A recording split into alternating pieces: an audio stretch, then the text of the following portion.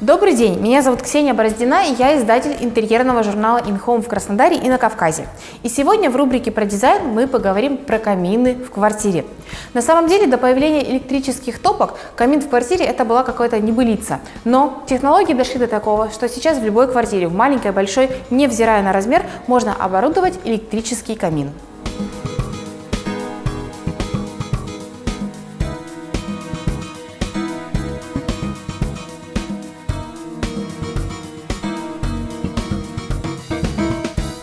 Существует два вида электрических топок – с парогенератором и без.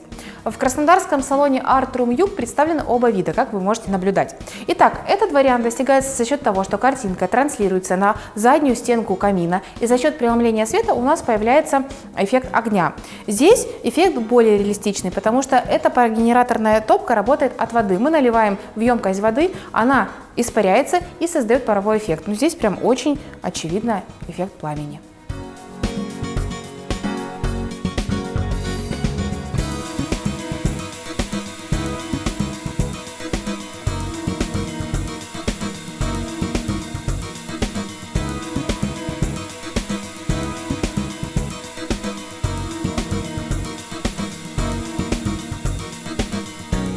Практически любая электрическая топка управляется с помощью пульта. Здесь есть несколько кнопок, они очень очевидны, справится даже ребенок.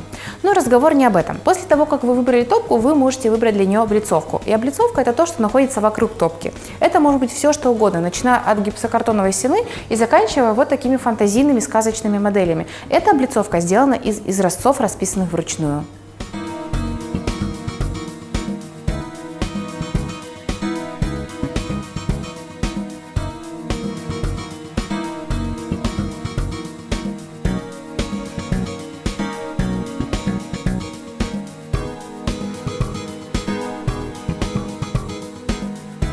Прелесть электрического камина в том, что ему не нужно определенное стационарное место. Вы можете переставлять его из комнаты в комнату, из угла в угол хоть каждый день. Для работы ему необходима только розетка.